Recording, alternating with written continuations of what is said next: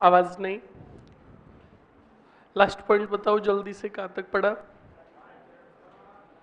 वो पॉइंट लिख लिए ना, और दोनों नाम लिख लिए ना, प्राक हड़प्पा कालीन और पश्च हड़प्पा कालीन, और बता भी दिए क्यों कहा गया। आपको सीधा याद रखना कि इसका उत्खनन 5 स्तरों में हुआ, और 5 स्तरों में से प्रथम 2 स्तरों से जो प्रमाण मिले वो हड़प्पा से भी प्राचीन मिले, इसलिए इसे कहा गया प्राक हड़प्पा कालीन। और शेष 3 जो स्तर थे वो प्रमाण जो मिले वो हड़प्पा के बाद के मिले, इसलिए इसे कहा गया पश्च हड़प्पा कालीन। ओके, इस बात को आप अच्छे से ध्यान रखें। नेक्स्ट, अब बोर्ड पर देखो, पहले समझो। चलो पहले समझा दो तो सुनो और समझो। स्टूडेंट, कालीबंगा सभ्यता के उत्खनन में 2 टीलों का उत्खनन हुआ, जिसमें एक कहा गया निचला टीला और एक ऊपर टीला, ऊपरी टीला। अब सुनो, कालीबंगा जो एक नगर था वो नगर कैसा था? ग्रामीण था या नगरीय था? समझ में आया कि नहीं आया? तो कालीबंगा जो था वो एक नगरीय सभ्यता था। कौन सी सभ्यता? अब सीधी बात सुनो, हमेशा पढ़ो तो उस पॉइंट को लेकर पढ़ो। अब यहीं पर मैं आपको प्री के साथ मेंस का भी काम करवा रहा हूं। जैसे सवाल पूछेगा, सीधा सुनो, सवाल पूछेगा कि कालीबंगा सभ्यता को नगरीय सभ्यता कहा गया किन प्रमाणों के आधार पर?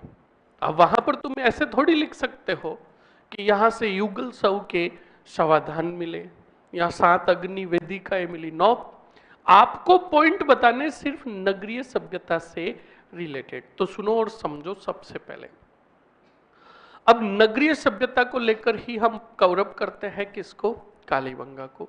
अब एक बात बताओ स्टूडेंट, नगर के अंदर अधिकांश घर जो होते हैं वो कच्चे होते हैं पक्के? नगर में कच्चे होते हैं पक्के? बोलो। नगर के अंदर अधिकांश घर पक्के होते हैं और पक्की ईंटों से बने हुए होते हैं। तो अब सुनो, नगर से ही लेकर कालीबंगा में चलते हैं। यहां पर अधिकांश घरों का निर्माण पक्की ईंटों से और घर पक्के बने हुए थे। वो बताओ, एक पॉइंट कंप्लीट हुआ। अब एक बात बताओ, क्या जरूरी है नगर के अंदर सभी घर पक्के होंगे? कुछ कॉलोनियां, कुछ बस्तियां कच्ची होती कि नहीं होती है? ऐसे के ऐसे कालीबंगा में अधिकांश घरों का निर्माण पक्की ईंटों और पक्के घरों में हो रखा था, घर बने हुए थे। पर एक बस्ती जो थी वहां पर घर जो बने हुए थे कच्चे घर बने हुए थे। इस कारण इसे दीनहीन बस्ती कहा गया। बोलो, समझ में आया कि नहीं आया? इस कारण इसे दीनहीन बस्ती कहा गया। अब सुनो, एक point cover up. Second point बताओ, आप नगर के अंदर देखोगे तो घर एक से बढ़कर एक मिलेंगे कि नहीं मिलेंगे? अच्छे से अच्छे, सही है ना? ऐसे ही सुनो, कालीबंगा में भी जो घर थे उन घरों की दीवारें जो थी वो सजावटी थी। फर्श जो बना हुआ था, आंगन जो बना हुआ था वो अलंकृत ईंटों से बना हुआ था। कैसी ईंटों से? और नंबर थर्ड, घर की जो छतें थी वो किससे बनी हुई थी? एक क्लास में पढ़ा रहा था कि घर की छतें किससे बनी हुई थी, तो छोरे इनका आरसीसी से। किससे? आरसीसी से। जूते पड़ेंगे आरसीसी से। कोई किसी को ठेका दे रहे हो क्या आज जो क्या आरसीसी से छतें बनाना? छतें जो बनी हुई थी वो ढालनुमा थी। कैसी थी? तो ये विशेषता हो गई, ये खूबियां हो गई कहाँ के घरों की? कालीबंगा के घरों की। यहां पर जो ईंटें थी, इन ईंटों का आकार जो था 30 इंटू 15 इंटू 7.5 की ईंटें थी। तो देखो, पढ़ने का वे बनाओ, 30 का आधा कितना? बोलो। और 15 का आधा कितना? बोलो, समझ में आया कि नहीं आया? अरे आया ना? अब सुनो, अब स्टूडेंट एक बात बताओ, नगर के अंदर घर से जो जल निकासी होगी, घर का जो पानी निकलेगा, वो जल निकासी है तो पूरी सुव्यवस्थित व्यवस्था कर रखी होगी कि नहीं कर रखी होगी? नालियां वगैरह बनी होगी कि नहीं होगी? होगी कि नहीं होगी? हाँ, तो कान खोल के सुन लेना। कालीबंगा एक नगरीय सभ्यता थी और यहाँ पर नालियों का निर्माण जो था लकड़ियों से हो रखा था। लकड़ियों से निर्मित नालियों के प्रमाण कहाँ से मिले? कालीबंगा से। और सुनो, बताओ, नगर के अंदर सड़कें होगी कि नहीं होगी? होगी कि नहीं होगी?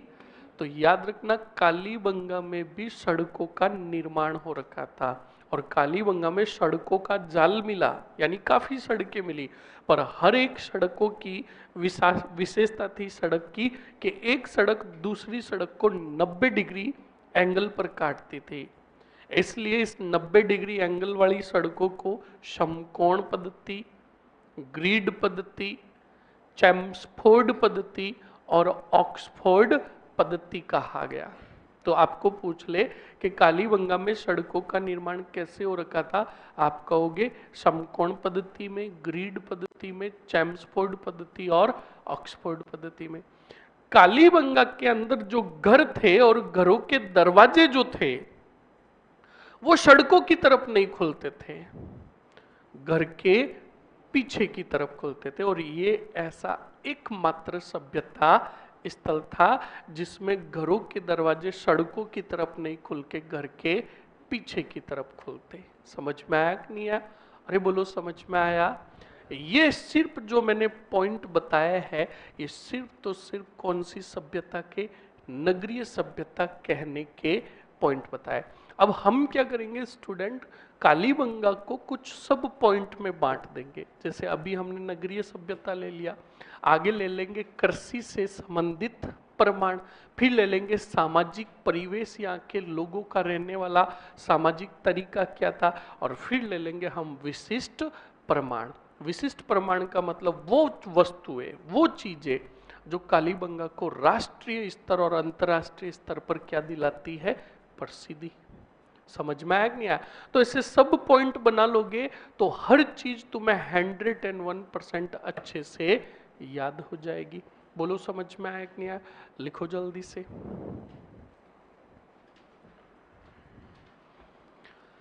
लिखो जल्दी से स्टूडेंट, लिखो। पहले बताओ ऊपर पॉइंट क्या लिखा आपने? वो 5 प्रमाण लिखा ना। एक पॉइंट लिखो, कालीबंगा से दुर्गीकरण के प्रमाण मिले। कालीबंगा से दुर्गीकरण के प्रमाण मिले। कालीबंगा से दुर्गीकरण के प्रमाण मिले। कालीबंगा से दुर्गीकरण के प्रमाण मिले।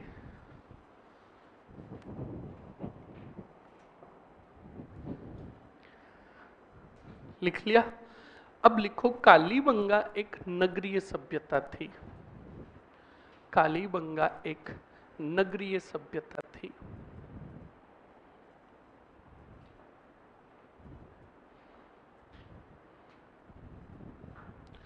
कालीबंगा एक नगरीय सभ्यता थी। लिख लिया? अब नगरीय सभ्यता थी, ये तो हेडिंग हो गया। अब वापस लिखो, नगरीय सभ्यता के प्रमाण। ये मेंस का सवाल है, ध्यान रखना। प्रमाण जो आपने सबसे ऊपर लिखा, यहां पर वापस लिख लो, दुर्गीकरण के प्रमाण।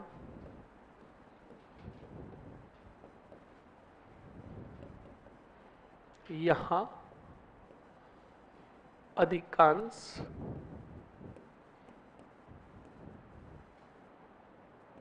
घर पक्के तथा पक्की ईंटों से निर्मित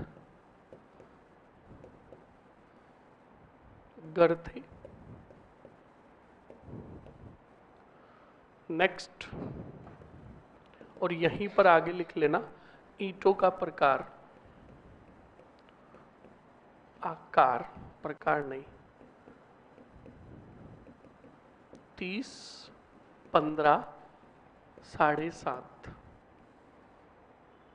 नेक्स्ट लिखोगे यहां घरों की दीवारें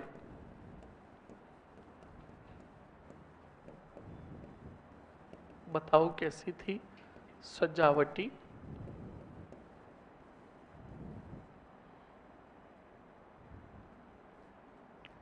घरों का फर्श अलंकृत ईंटों से निर्मित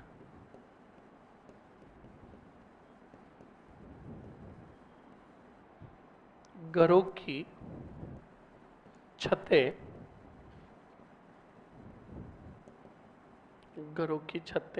कैसी थी, ढालनुमा।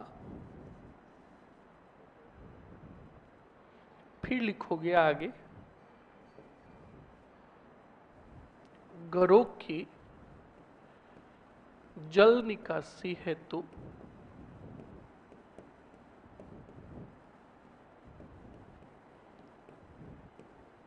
लकड़ियों से निर्मित नालियों के प्रमाण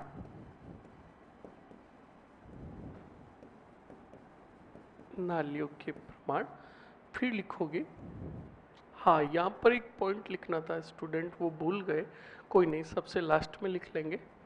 यहाँ सड़कों का निर्माण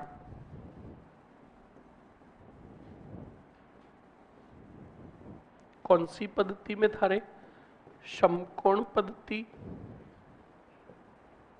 ऑब्लिक करके ग्रिड पद्धति,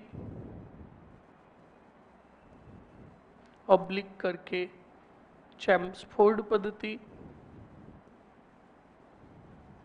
और ऑक्सफोर्ड पद्धति में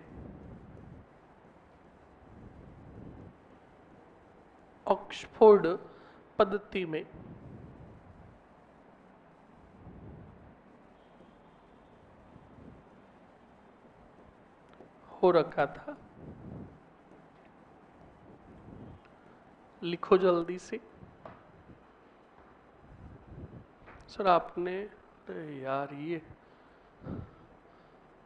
हाँ ये हर बार लफड़ा ही करता है।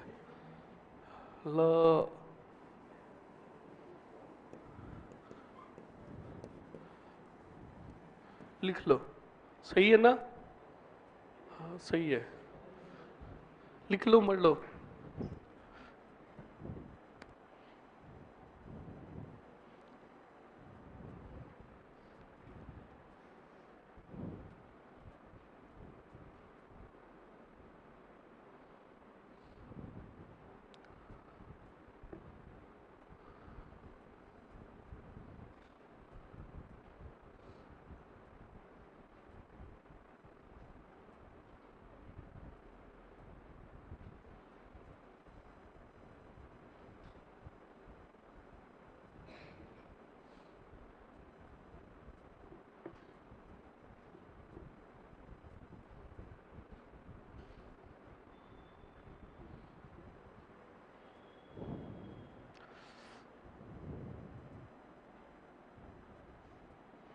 जल्दी से लिख लो स्टूडेंट।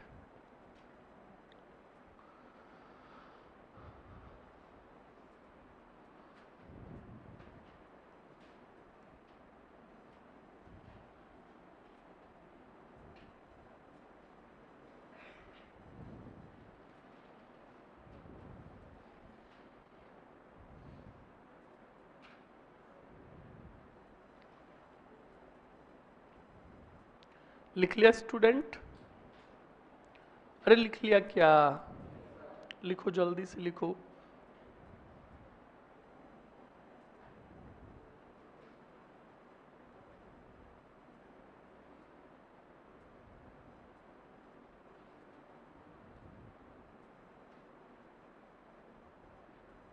लिख लिया, लिखो जल्दी से लिखो।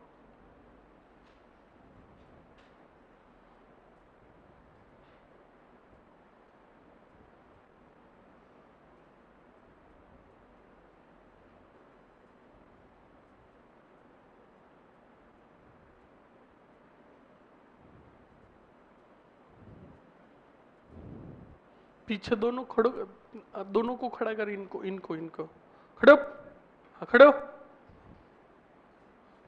इसके खींच के गुद्दी में लगा, हाँ लगा, हाँ तू लगा, लगा। अब तू इसके खींच के गुद्दी में लगा, वरना तीसरा खड़ा होगा तुम दोनों के लगाएगा, है? तीसरे को बोलो, कौन ठोकेगा रे? एकदम ईमानदारी से। हाँ घनश्याम खड़ा हो, खड़ा हो, हाँ खड़ा हो। दोनों के खींच खींच के गुद्दी में लगा, वरना तेरे गुद्दी में मैं ठोकने आऊंगा। अब सोच ले।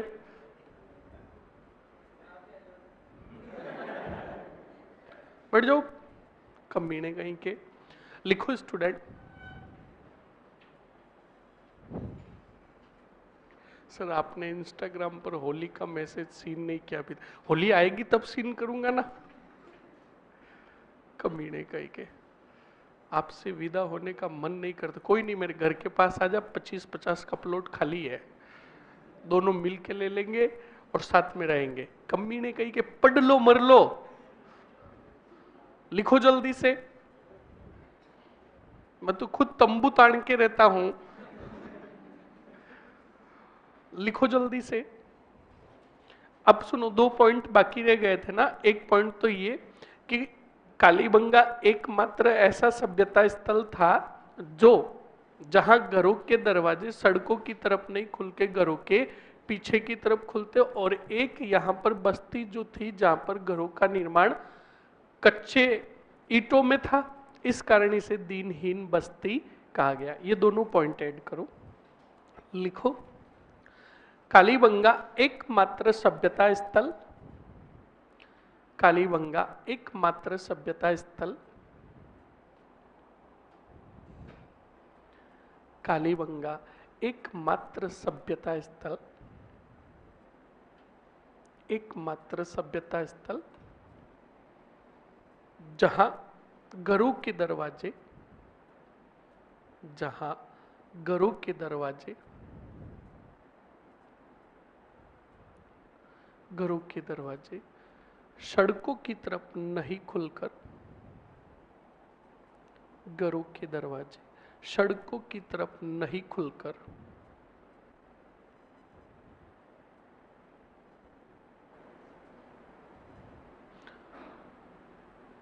घरों के पीछे की तरफ खुलते, घरों के पीछे की तरफ खुलते।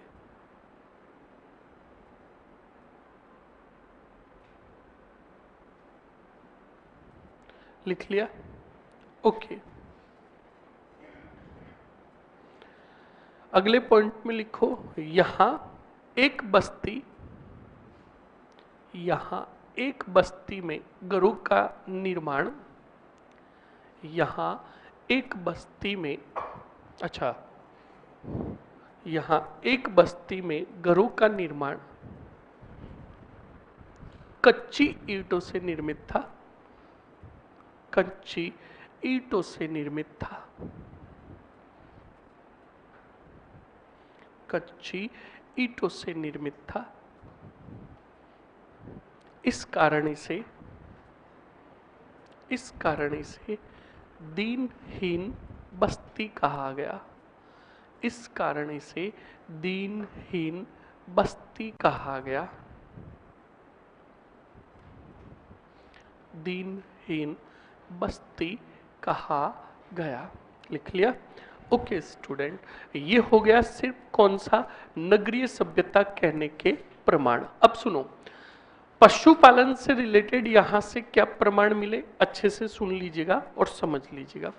स्टूडेंट, पहले वो स्टूडेंट हाथ खड़े करो जो खेतों में गए हुए हैं, खेतों को देखे हुए, खेत देखे हुए जिनके, ठीक है। अब सुनो और समझो। सबसे पहली बात, जो सिंपल बात है स्टूडेंट, खेत जो होता है, उन खेतों के अंदर क्यारियां होती ना, क्यारियां, वो क्यारियां क्या जैसी आकृति की बनानी हो बना देते हैं क्या? क्या गोलाकृति की बनाते हैं या आडी टेढ़ी बनाते हैं? तो आपने देखा होगा क्यारियों का निर्माण एकदम चौकोर होता है, और हर एक क्यारी 90 डिग्री की होती है, मतलब बराबर होती है। तो इसे ही कहा गया ग्रिड पद्धति। कौन सी पद्धति? और ये जो आज हम क्यारियां बनाते हैं ना, ये आज से ही हम नहीं बना रहे हैं। कालीबंगा के समय से लोग खेतों का निर्माण और क्यारियां ऐसे ही बनाते थे। तो याद रखना, ग्रिड पद्धति में सर जी घरों के दरवाजे पीछे की तरफ खुलने के क्या कारण हो सकते हैं? कोई कारण नहीं, पीछे से हवाएं अच्छी आती थी। अरे कमीनो, चीजें वो वहां की उस समय की संस्कृति की पड़ते हैं। ये भी तो हो सकता है ना, घरों के दरवाजे नहीं खुलने का, सड़कों की तरफ नहीं खुलने का कारण ताकि एक्सीडेंट वगैरह नहीं हो। और उस टाइम कौन सी फॉर्च्यूनर दौड़ती थी? समझ में आया ना? कोई भी कारण नहीं, बस घरों के प्रमाण मिले तो मिले। अब जैसे आप जनजातियां पढ़ोगे, क्या पढ़ोगे? जनजातियां पढ़ोगे कहाँ? आर्ट एंड कल्चर में। तो वहां पर एक जनजाति पढ़ोगे कि एक जनजाति है जो अपने घरों के दरवाजे जो है आगे की तरफ भी रखती, पीछे की तरफ भी रखती। उसका कारण है, कारण यह है कि जब वो चोरी करके आते तो अगले वाले गेट से अगर पुलिस आती तो पिछले वाले गेट से 9 2 11। तो वो तो रीजन है, यहां पर कोई भी ऐसा रीजन नहीं है। Sir, how can the door of house open at the back? The palace where the door opens is the front part of the house. The road were behind the houses. अच्छा अच्छा, okay. अरे बातों को समझो अच्छे से। चोर लुटेरे के कारण पीछे खुलते हैं सर। हाँ बिल्कुल, याद रखिएगा, ऐसा कुछ भी नहीं है। कालीबंगा के अंदर अगर 2 घर होते ना तो आप वो चोर वाला सिस्टम लागू कर सकते थे, चोर सिपाही वाला। पर यहाँ पर घरों के जो दरवाजे थे सिर्फ सड़कों की तरफ नहीं खुल के उधर खुलते थे, बस। इसका कोई कारण नहीं। यहाँ से कुछ लिखित प्रमाण मिलते तो मैं बिल्कुल आपको बताता। ये जो पढ़ा रहा हूं ना, ये सिर्फ यहाँ से कुछ वस्तुएं मिली, कुछ ऐसे अवशेष मिले जिनके आधार पर सिर्फ अंदाजा लगाया गया है, कोई लिखा हुआ नहीं मिला है। इस बात को ध्यान रखें अच्छे से। नेक्स्ट आगे बढ़ो स्टूडेंट। हाँ पहले सुनो, तो देखो घरों का, सिर्फ सड़कों का निर्माण ही ग्रिड पद्धति में नहीं था, खेतों का निर्माण भी कौन सी पद्धति में था? ग्रिड पद्धति में। सेकंड सुनो, जुते हुए खेतों के प्रमाण मिले कौन सी बंगा से? लकड़ी से निर्मित हल के प्रमाण कहां से मिले? कालीबंगा से। मिश्रित कृषि के प्रमाण कहां से मिले? कालीबंगा से। बैल के दोनों पैरों की मूर्तियों के प्रमाण, 2 पैर जो अगले वाले 2 पैरों की मूर्ति के प्रमाण जो मिले वो कहां से मिले? कालीबंगा से। तो अब बताओ, जो कृषि से रिलेटेड है उन सबको हमने एक ही जगह पर ले लिया। समझ में आया कि नहीं आया? हेडिंग डालो जल्दी से, कृषि से संबंधित प्रमाण।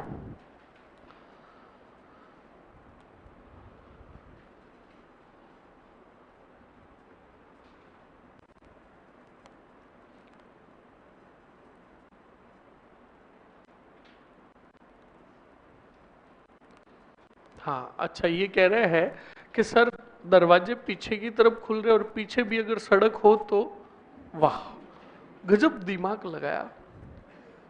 बिहाइंड क्यों? घर के चारों तरफ भी सड़क बनानी है क्या? अरे नगरीय सभ्यता यानी नगर, यानी जैसे एक सड़क बनी हुई है तो उस घर के दरवाजे सड़कों की इस तरफ नहीं खुल के उधर खुलेंगे। फिर जरूरी थोड़ी कि उधर भी सड़क बनी हुई है। मैंने क्या कहा, ये इतिहास है, इस इतिहास में अपना दिमाग नहीं लगाया कि ऐसे था या ऐसे था। जैसे था वैसे ही पढ़ो। अगर तुमने अपना दिमाग लगाया तो इतिहास का पूरा क्या काट दोगे? पाप काट दोगे। लिखो जल्दी से। हाँ हेडिंग डाल दिया, कृषि से संबंधित प्रमाण। सबसे पहला पॉइंट लिखो, जुते हुए खेतों के प्रमाण। जुते हुए खेतों के प्रमाण।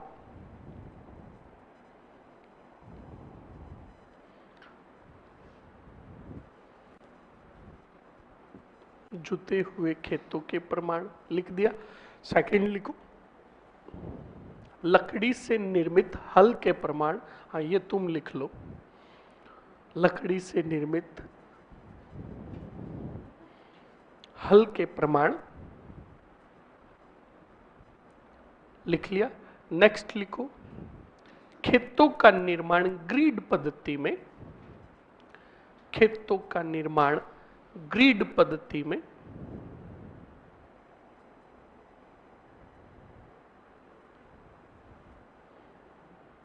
लिख लिया।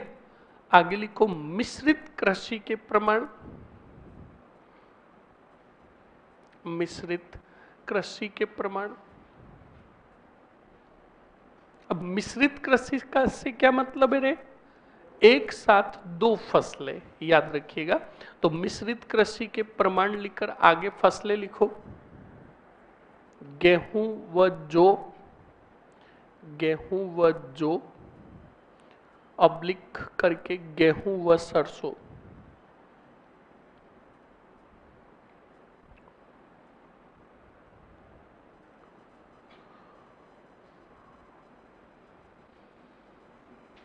लिख लिया। आगे लिखो, अगले पॉइंट में लिखो, बैल के दो पैरों की मूर्ति के प्रमाण, बैल के दो पैरों की मूर्ति के प्रमाण लिख लिया।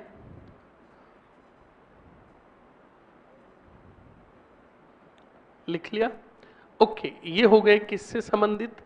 कृषि से संबंधित। अब हेडिंग डालो, सामाजिक परिवेश के प्रमाण, सामाजिक परिवेश के प्रमाण।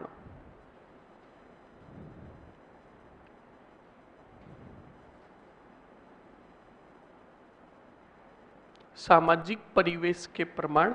और सामाजिक परिवेश के प्रमाणों में पहले अच्छे से सुन लो, सामाजिक परिवेश के प्रमाणों में क्या प्रमाण मिले।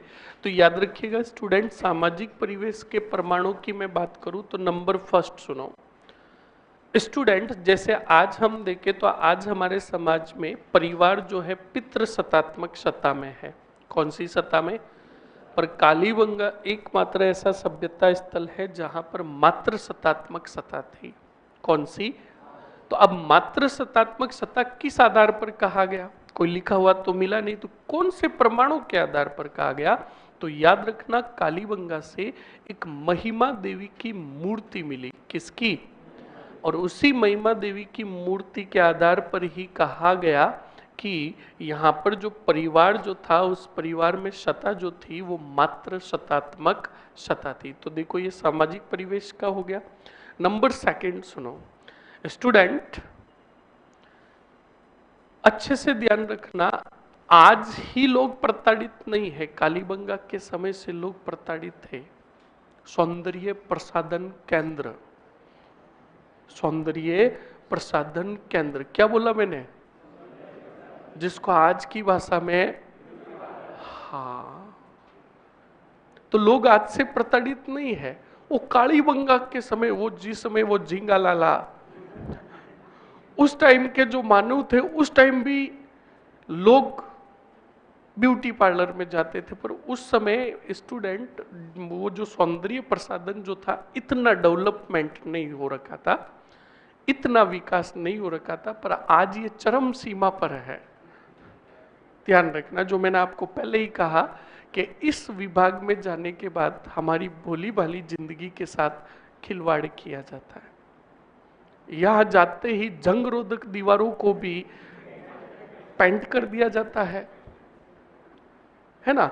तो वो वाली चीजें हैं। तो ध्यान रखना, जयपुर क्या सागरिये, तुझे सौंदर्य प्रसाधन ले जाऊंगा मैं।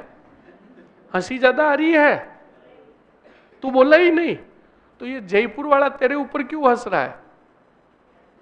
क्या पता, तू जितना बोला दिखता उतना है नहीं। ये देखो, इसीलिए उनको हंसी आ रही तेरे ऊपर। और तू दुष्टी खड़ा हो, सागरिये के पास बैठा जो खड़प, क्या नीचे स्प्रिंग लगी हुई है? कभी इधर कभी उधर कभी उधर, पूरा बाहर ही मर जाना। बाहर एक खड्डा है। अब आगे नहीं कहूंगा मैं कुछ, वहां जाकर समाधि ले ले और सरकार को कह दे कि तुमने जीवित समाधि पर रोक लगाई पर मैं इसका खंडन कर रहा हूं, कमीना कहीं का कभी उधर कभी उधर कभी उधर, अब वहां मरा, थोड़ी देर बाद विजय के पास जाना, अच्छा वहां से अच्छे से दिखता है, ये कोई लॉजिक नहीं, इधर देख और बड़ा बैठा है, बढ़िया।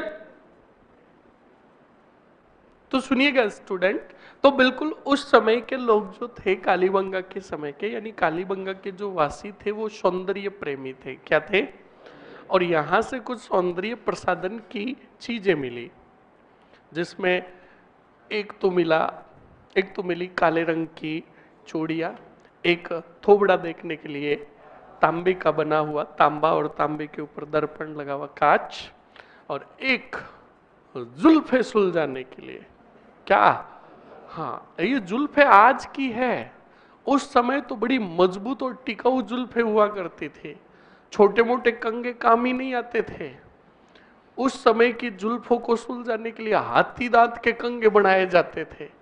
कौन से दांत के, तो कान खोल के सुन लेना, हाथी दांत से निर्मित कंगे के जो प्रमाण मिले, कहां से मिले, कालीबंगा से, मतलब कुछ और ऐसी सौंदर्य से रिलेटेड चीजें मिली जिससे यह अंदाजा लगाया गया कि भाई कालीबंगा के जो निवासी थे बड़े सौंदर्य प्रेमी थे।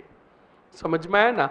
अगला पॉइंट, वास्तु दोष निवारण हेतु, कौन से दोष, वास्तु दोष निवारण हेतु। आज एक बात बताओ, आज हम घर के अंदर कोई भी नई चीज लेकर आते हैं, नई वस्तु लेकर आता है, तो बताओ कोई भी नई चीज आते ही उसके ऊपर सबसे पहले हम, हाँ स्वास्तिक बनाते हैं। तो कान खोल के सुन लेना, ये स्वास्तिक चिन्ह से हम ही परिचित नहीं है, कालीबंगा के वासी भी परिचित थे, और इस स्वास्तिक का प्रयोग वास्तु दोष निवारण के कामों में, मतलब काम में लिया जाता था। वास्तु दोष निवारण हेतु स्वास्तिक चिन्ह का प्रयोग करते थे कौन, कालीबंगा के वासी। समझ में आया कि नहीं आया। तो ये सब जो है ये क्या है, एक सामाजिक परिवेश के ही तो पॉइंट है, लिखो जल्दी से।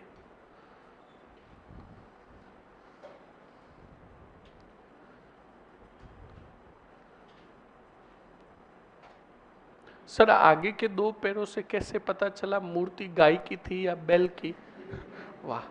अब सुनो, एक आदमी की चाल होती है और एक औरत की चाल होती है, दोनों की चाल से पता चल जाता है कि कौन आदमी है और कौन औरत है। इतना कहां दिमाग लगा रहे हो, मर रहे हो, चुपचाप लिखो, खुद वैज्ञानिक मत बनो, चुपचाप पॉइंट लिखते रहो, लिखो जल्दी से।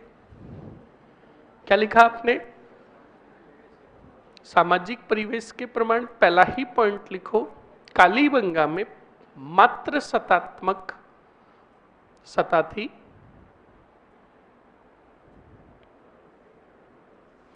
कालीबंगा में मात्र सतात्मक सता थी, मात्र सत्तात्मक सता थी, लिख दिया। आगे कोष्टक में लिखो महिमा देवी की मूर्ति के प्रमाण, महिमा देवी की मूर्ति के प्रमाण,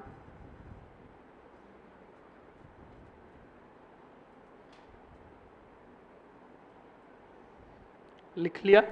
सेकंड लिखो स्टूडेंट, कालीबंगा के निवासी सौंदर्य प्रेमी थे, कालीबंगा के निवासी सौंदर्य प्रेमी थे, सौंदर्य प्रेमी थे, लिख लिया। सौंदर्य प्रेमी थे, कालीबंगा से, कालीबंगा से चूड़िया, दर्पण, दर्पण, ताम्रपिन, ताम्रपिन, ताम्रपिन और हाथी दांत से निर्मित, हाथी दांत से निर्मित कंगे के प्रमाण,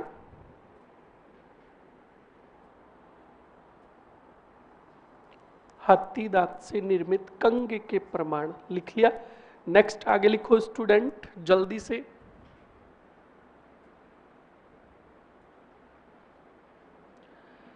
अगले पॉइंट में लिखो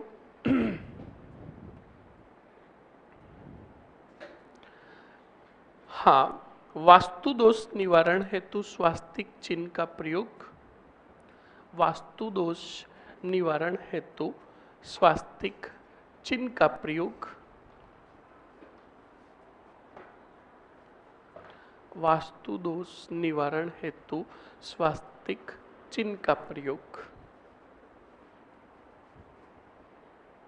लिख लिया, लिख लिया। ओके, नेक्स्ट स्टूडेंट हेडिंग डालो शवाधान विधि। ये नया हेडिंग है, शवाधान विधि, यानी अंतिम संस्कार जो होता था वो कैसे होता था, शवाधान विधि। तो सुनो और समझो स्टूडेंट, शवाधान विधि जो थी यहाँ पर कलश युक्त शवाधान होता था, कलश के साथ, तो इसे कहा गया कलश युक्त शवाधान। ओके, यहां पर जो कब्रें बनी हुई थी, क्या बनी हुई थी, वो अंडाकार आकृति में बनी हुई थी। कैसी? और अंडाकार आकृति में बनी होने के कारण इनको चिरायु कब्रें कहा गया। क्या कहा गया? बोलो, लिखो जल्दी से। समाधान विधि में लिखो कलश युक्त समाधान विधि, कलश युक्त, कलश युक्त, कलश युक्त समाधान विधि। सेकंड लिखो कब्रों का निर्माण, कब्रों का निर्माण, कब्रों का निर्माण कौन सी आकृति में? अंडाकार आकृति में। कब्रों का निर्माण अंडाकार आकृति में, जिन्हें जिन्हें चिरायु कब्रें कहा गया, जिन्हें चिरायु कब्रें कहा गया।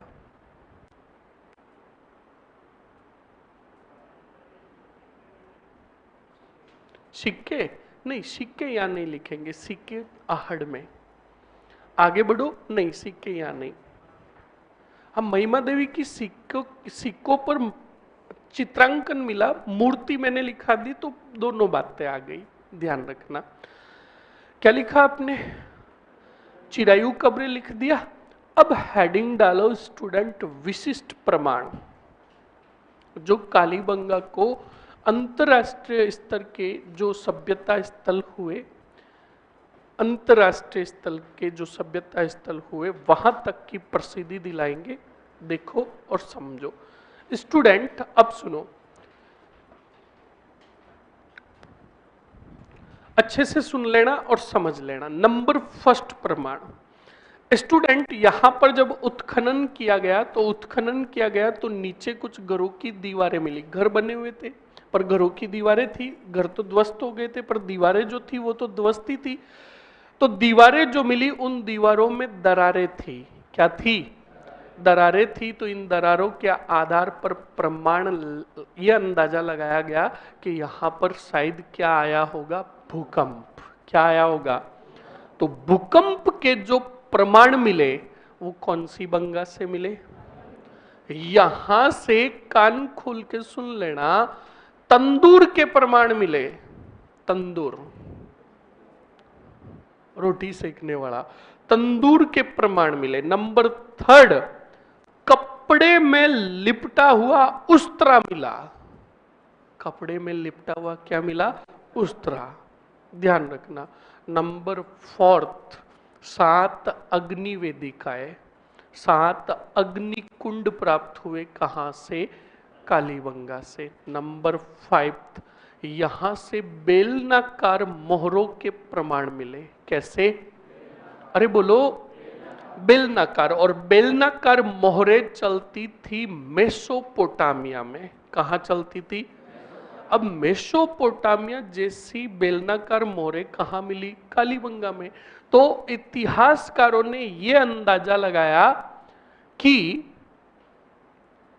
कालीबंगा और मेसोपोटामिया के बीच में क्या होता था? व्यापार। क्या होता था? और व्यापार के कारण बेलनाकार मोहरों का क्या होता था? आदान प्रदान। बोलो समझ में आया कि नहीं आया? इस बात को ध्यान रखिएगा। एक बात है ना, तुम बने हम बने एक दूसरे के लिए, साथ जिएंगे, हाँ साथ मरेंगे, हाँ, है ना? तो ध्यान रखना, कालीबंगा जो सभ्यता है एकमात्र सभ्यता स्थल है जहां से युगल सौ के प्रमाण मिले। कौन से सौ के? युगल सौ के प्रमाण मिले। कहां से? हाँ। कपड़े कैसे आ रहे हैं? सड़ा नहीं कपड़ा, हाँ, उच्च क्वालिटी का था। अरे मेरे भगवान, यहां पर तुम कुछ भी नहीं पूछ सकते। मैंने क्या कहा? ये सिर्फ अंदाजा लगाया गया। किन के आधार पर? प्रमाण जो मिले उनके आधार पर। कपड़ा सड़ा नहीं, कपड़ा सड़ता नहीं है, सब्जी सड़ती है। कपड़ा सड़ता है रे, हाँ। तो शब्दों का प्रयोग सोच समझ के करे। जैसे कहते हो शांति मिल गई, हाँ शांति मिलेगी तुम्हें, अभी इतनी जल्दी शांति नहीं लेनी है। आपने अगर कोरोना के दौरान टीका लगा रखा है तो टेंशन मत लो। ये सारा एक समस्या खत्म होती नहीं, एक फफूंद नया ही आ जाता है। मैंने तुम्हें पहले भी 5 दिन 7 दिन पहले कहा था, मस्त रहा करो। क्या रहा करो? वरना इस दुनिया में सभी परेशान है, कोई न किसी से परेशान। कोई परेशान नहीं था, सरकार ने परेशान कर दिया कि जिसने कोविशील्ड लगाया उसको ब्रेन स्ट्रोक या हार्ट अटैक। लो, अब वो बैठा बैठा कह रहा हार्ट अटैक कब आएगा? समझ में आया ना? और जिन्होंने नहीं लगाए वो बेटे जिसने लगाए उसके सामने जाकर कूद रहे हैं कि तू मरेगा, है ना? तो देखो, कुछ भी हो, मान सकते हैं कि वो उससे कुछ ऐसा होगा, पर ये किस पर डिपेंड करता है? इंसान की बॉडी पर। समझ में आया ना? तो बिना फालतू की इन बातों को माइंड ऑफ करे ही नहीं। अगर तुम्हें कोई कहे कि तुझे हार्ट अटैक आएगा, क्या आने दे, तुझे क्यों पंचायती है? समझ में आया ना? इसलिए मस्त रहे और अच्छे से पढ़ाई करते रहे, इस बात को ध्यान रखें। तो स्टूडेंट, युगल सौ के जो प्रमाण मिले वो कहां से मिले? कालीबंगा से। कहां से? यहां से एक बालक की खोपड़ी प्राप्त हुई। क्या प्राप्त हुई? हाँ, खोपड़ी प्राप्त हुई, और उस खोपड़ी में 6 छेद हो रखे थे। कितने? तो कोई ये मत कहना कि ये गुड़ला की तरह था, नो। 6 छेद मिले, तो इससे ये अंदाजा लगाया गया, जैसे आज सुनो, आज हम डॉक्टर के पास जाते, कोई बीमारी होती तो डॉक्टर कहता है ना सर्जरी करनी पड़ेगी। तो ध्यान रखना, इस खोपड़ी में जो 6 छेद मिले, इन 6 छेदों के आधार पर यह कहा गया कि आज से ही ये सर्जरी सिस्टम लागू नहीं है, कालीबंगा में भी सर्जरी सिस्टम चलता था, उपचार शल्य चिकित्सा से किया जाता था। समझ में आया कि नहीं आया? उस तरह में लिपटे हुए कपड़े के प्रमाण मैंने आपको बता दिए, युगल सौ के प्रमाण बता दिए। क्या हुआ? कपड़े में लिपटे हुए उस तरह के प्रमाण, ठीक है, अब मैंने उल्टा बोल दिया, कपड़े में लिपटे हुए उस तरह के प्रमाण। और ये चीजें जो थी, ये जो मैंने अभी बताई ना, ये वो प्रमाण है जो कालीबंगा को अंतरराष्ट्रीय लेवल की क्या दिलवाता है? प्रसिद्धि। ये विकसित नगर था। क्या था? विकसित नगर था, भारत का तीसरा बड़ा। इसलिए दशरथ शर्मा ने इसको सिंध प्रदेश की तीसरी राजधानी कहा। कितवी? तीसरी राजधानी। एक विद्वान हुआ KUR कैनेडी। कौन हुआ? KUR Kennedy. उस कैनेडी ने कालीबंगा के पतन का कारण बताया कि कालीबंगा जो नगर था, इसमें कोई संक्रामक बीमारी फैल गई। क्या फैल गई? संक्रामक बीमारी फैल गई, और संक्रामक बीमारी के कारण ये नगर पूरा उजड़ गया, इसका पतन हो गया। पर अधिकांश विद्वानों ने कालीबंगा के बारे में कहा कि भाई जो कालीबंगा नगर था, ये प्राकृतिक आपदाओं के कारण समाप्त हुआ, इसका पतन हुआ। बोलो समझ में आया कि नहीं आया? ये पॉइंट और इन्हीं के साथ खत्म होती है कालीबंगा। हालांकि कालीबंगा से खूब सारे प्रमाण मिले, पर मैं आपको वही चीजें लिखाऊंगा जो एग्जाम की दृष्टि से महत्वपूर्ण है। लिखो जल्दी से।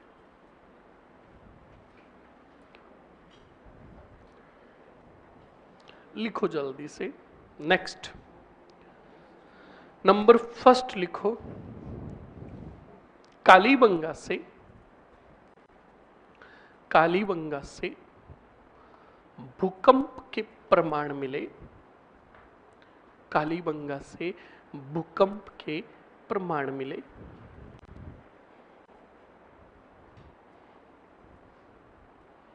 लिख लिया? आगे कोष्टक में लिख लो दीवारों में दरारें।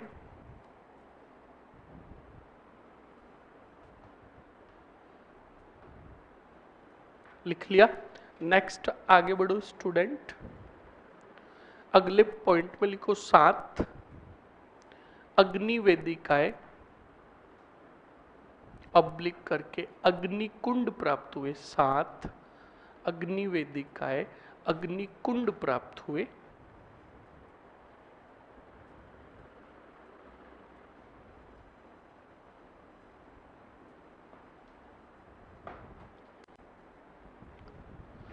लिख लिया? अरे लिख लिया ना? नेक्स्ट लिखो स्टूडेंट। अगले पॉइंट में लिखो युगल समाधान, युगल शव के समाधान या युगल शव के प्रमाण लिख दो। युगल शव के प्रमाण।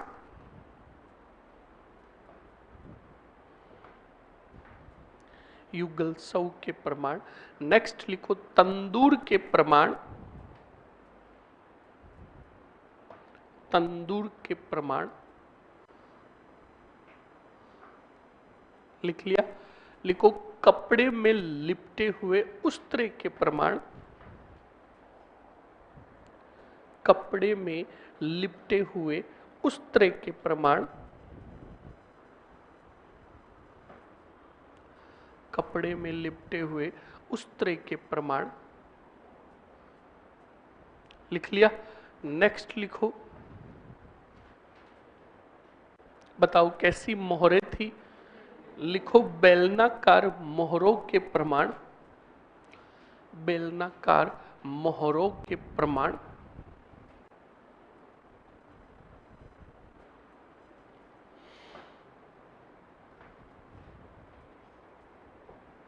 आगे कोष्टक में लिखो मेसोपोटामिया सभ्यता के समकालीन।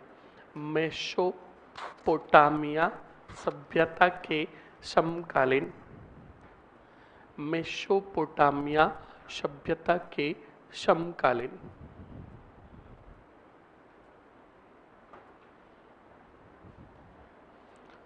लिख लिया? नेक्स्ट आगे बढ़ो स्टूडेंट। और कौन सा बचा? हाँ लिखो। लिखो बालक की छिद्रित खोपड़ी के प्रमाण। बालक की छिद्रित खोपड़ी के प्रमाण। बालक की छिद्रित खोपड़ी के प्रमाण। आगे कोष्टक में लिख, हाँ कोष्टक में पहले लिखो 6 छेद। 6 छेद। और अब आगे कोष्टक में लिखो शल्य चिकित्सा के प्रमाण। शल्य चिकित्सा के प्रमाण।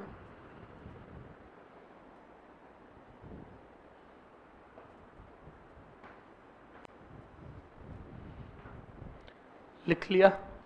अरे लिख लिया ना? ओके स्टूडेंट, अब लिखो अगले पॉइंट में। वो कपड़ा लिपटा हुआ उस तरह लिख लिया ना? ओके, अब लिखो दशरथ शर्मा ने, दशरथ शर्मा ने, दशरथ शर्मा ने कालीबंगा को सिंध प्रदेश की, दशरथ शर्मा ने कालीबंगा को सिंध प्रदेश की, दशरथ शर्मा ने कालीबंगा को सिंध प्रदेश की तीसरी राजधानी कहा?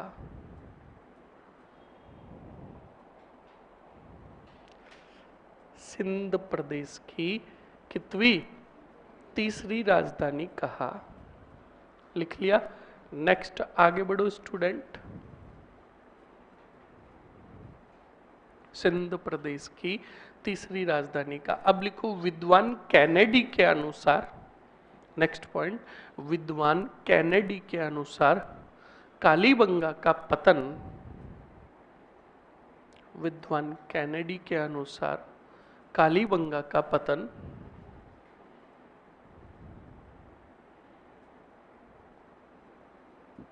संक्रामक बीमारी के कारण हुआ, संक्रामक बीमारी के कारण हुआ, किंतु अन्य विद्वानों के अनुसार,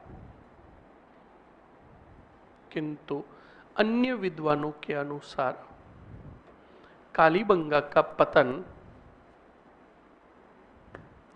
कालीबंगा का पतन बताओ क्यों हुआ? अरे बताओ, लिखो प्राकृतिक आपदा के कारण हुआ।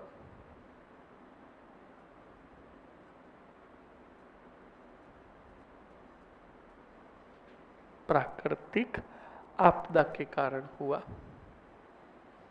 लिख लिया। ये हो गया स्टूडेंट आपके कंप्लीटली कौन सी बंगा, कालीबंगा। इस बात को आप अच्छे से ध्यान रखिएगा स्टूडेंट, कंप्लीट ना। ओके, और अगर थोड़ी बहुत जगह छूटी हुई है तो उसको छोड़ देना, ताकि और भी कोई आपको प्रमाण लगे तो उसको क्या कर देना है, ऐड कर देना है। अब हेडिंग डालो आहड़ सभ्यता। कौन सी? आहड़ सभ्यता।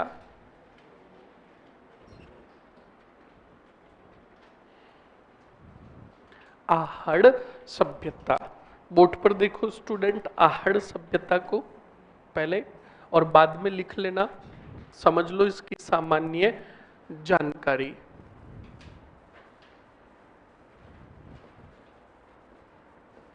आहड़ सभ्यता।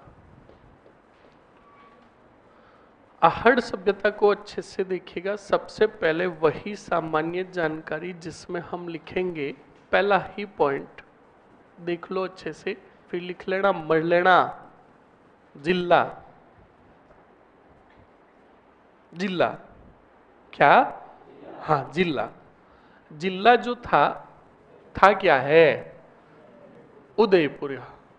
साला एक तो सभ्यताओं में पढ़ पढ़ के था जिला उदयपुर। उसके बाद बात करते हैं नदी। कौन सी नदी रे? आप लिखो, अभी बताते हैं, अब बोलो। और ये ऑप्शंस में नहीं हो तो बेड़च। ओके, खोज की मैं बात करूं तो खोज की थी स्टूडेंट 1953 में A.K. व्यास ने।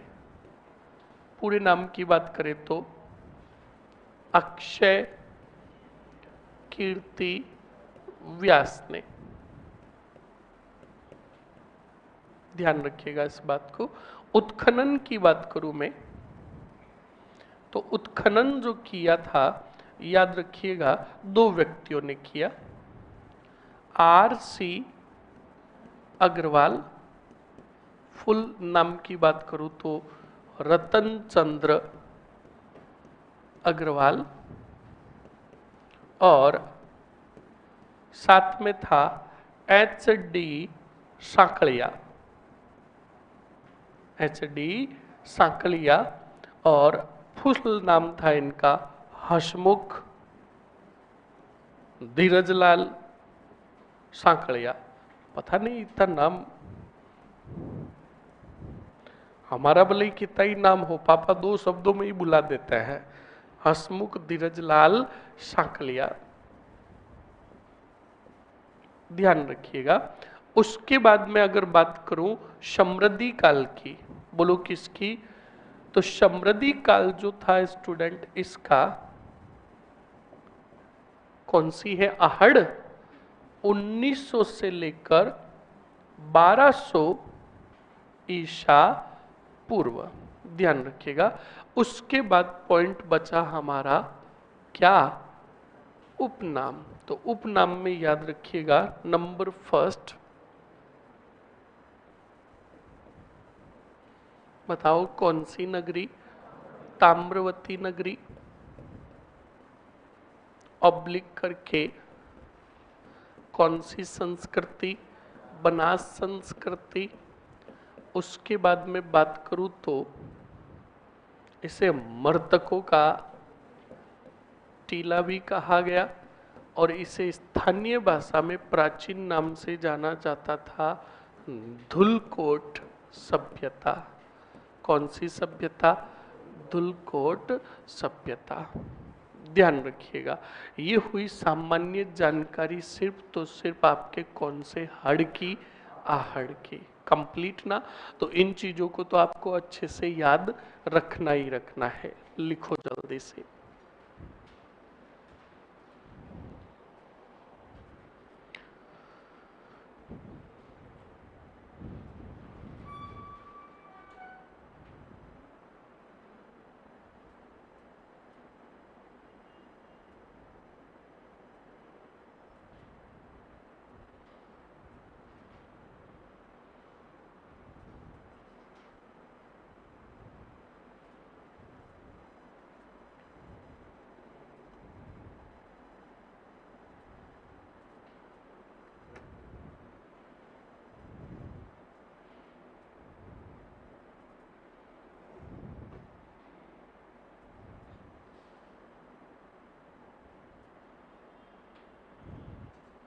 सर आप अभी भी पबजी खेलते हो क्या? हाँ, सुबह 7 से लेकर शाम को 8 बजे तक पबजी खेलता हूं।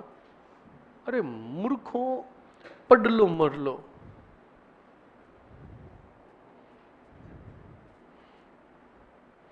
मुझे ये गेम कभी खेलना आया ही नहीं। मैंने कहा ना, मैं उस गेम में सिर्फ कार चलाने का मजा लेता था बस। और कई बार तो गाड़ी इतनी भयंकर चलाता कि आगे पता ही नहीं चलता, समुद्र होता, ब्रिज होता, क्या होता, सीधी छलांग।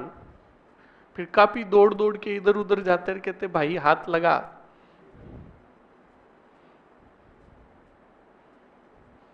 सर इतिहास का कोर्स पूरा होने के बाद किसकी क्लास लगे? इतिहास की कोई भी क्लास लग सकती है, इसका निर्णय हम नहीं लेते हैं, मैनेजमेंट। ओके,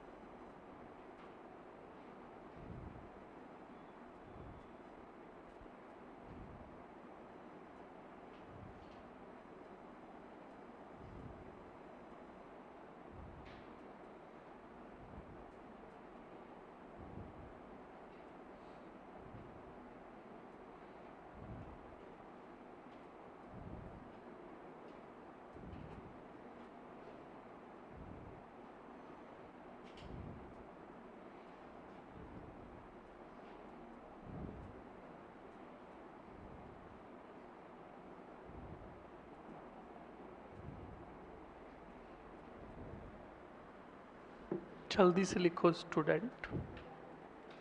इसके बाद हम, sir ji my copy page is full. Okay, कोई बात नहीं, कॉपी पेज इज फुल तो कुछ पेज और ऐड कर दो, पिन लगा दो। ओके, अब ज्यादा नहीं बचे हैं, 4 5 7 पेज और 7 क्या 8 9 पेज भरेंगे। ओके, अब क्या करो, कॉपी को धो दे, एक काम कर, कमी नहीं कहीं के। हाँ, लिख लिया? अरे लिख लिया? ओके, अब सुनो और समझो स्टूडेंट, अच्छे से समझिएगा। इस कालीबंगा सॉरी आहड़ सभ्यता को हम कालीबंगा के ऑपोजिट याद करेंगे, कालीबंगा के ऑपोजिट लेंगे। जैसे कालीबंगा के अंदर हमने पहला ही पॉइंट लिखा था कि कालीबंगा का जो उत्खनन हुआ कितने स्तरों में हुआ, 5 स्तरों में। अब वैसे ही सुन लो, आहड़ का जो उत्खनन हुआ था कितने स्तरों में हुआ, 3 स्तरों में। बोलो, अरे बोलो, 3 स्तरों में इसका उत्खनन हुआ था। प्रथम स्तर में जो प्रमाण मिले, अच्छे से ध्यान रखिएगा, प्राचीन पत्थर के प्रमाण मिले, स्फटिक पत्र। कौन सा पत्र, स्फटिक पत्र के प्रमाण जो मिले तो उसे दे दिया गया प्रथम स्तर। सेकंड स्तर के अंदर याद रखिएगा, ताम्रकालीन, सबसे पहले कांस्य युगीन, ताम्रकालीन और लोह युगीन प्रमाण मिले तो इसे दूसरे स्तर में रखा गया। और तीसरा, याद रखिएगा स्टूडेंट अच्छे से, तीसरे स्तर के अंदर यहां की जो विशेषता थी, आहड़ की एक विशेषता, मर्द भांड के प्रमाण। किसके, और मर्द भांड का मतलब होता है मिट्टी से निर्मित बर्तन। समझ में आया कि नहीं आया? ये इसके 3 स्तर बताए मैंने।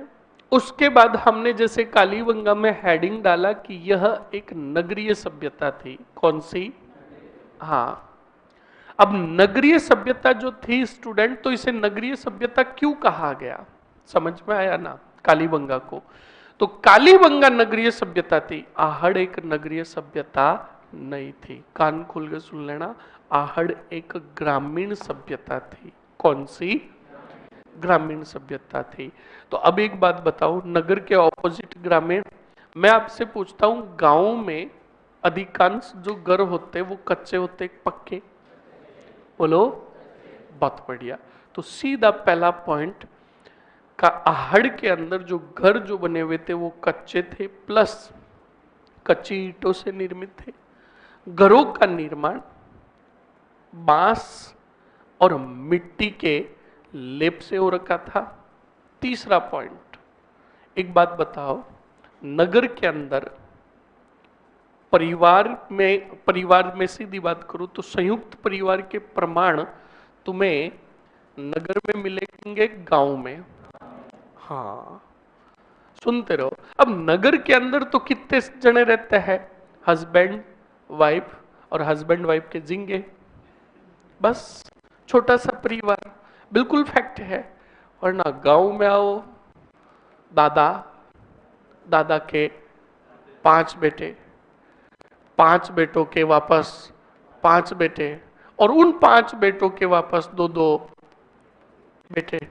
सुनते रहो, यही तो बात है, बिल्कुल फैक्ट है। और यहां से देखना चीज क्या निकलती है, प्रमाण क्या निकलता है। तो एक बात बताओ, शहर के अंदर हस्बैंड वाइफ और उनके जिंगे, तो सुबह जल्दी कौन उठता है, पति। पति उठकर बेचारा काम पर जाता है, मोहतरमा उठती है। अब वहां पर 4 जनों के लिए तो एक सिंगल चूल्हा, और उसको भी कभी कभार काम में लेते हैं क्योंकि पत्नी तो बाहर गिटने चली जाती है, इटला डोसार। और पति बेचारा सुबह उठता है तो उसको चाय उबाल कर दे देते हैं, साथ में 2-3 टोस्ट दे देते हैं, कहते हैं गिट लो, हाँ, है ना। और साथ में 4-5 रोटियां डालकर, वो रात की रोटियां डालकर, और सब्जी का, सब्जी तो क्या महंगाई है, सब्जी नहीं खानी है ज्यादा, अचार ले जाओ, भेज देते हैं। गांव में सुनो, अब गांव में एक बात बताओ, मैंने सदस्य अभी बताए तुम्हें, दादा के 5 पुत्र, 5 पुत्रों के वापस 5 पुत्र। अब बताओ, संख्या परिवार में ज्यादा है कि नहीं है? खाना भी लो टॉप में बनेगा कि नहीं बनेगा? बिल्कुल फैक्ट है। गांव के अंदर छोरा उठते ही तो दौड़कर किचन में आता है, किचन में आकर कहता मम्मी मन भूख लगी। बिल्कुल फैक्ट है कि नहीं है? और गांव में जो खाना बनता है बड़ी मात्रा में बनता है, क्योंकि परिवार के सदस्यों की संख्या अधिक होती है। और गांव में आपने देखा भी होगा, हमारी खुद के घर की बात हो रही है स्टूडेंट, गांव के अंदर एक घर में चूल्हे भी अधिक होता है, होते कि नहीं होता हाँ, घर में अगर सदस्यों की संख्या अधिक है तो एक को कहता है कि मर तू अंदर रोटी बना दे, मैं बाहर सब्जी बना देती हूँ। तीसरी कहती है ठीक है मैं दूध गर्म कर देती हूँ। सही है कि नहीं है?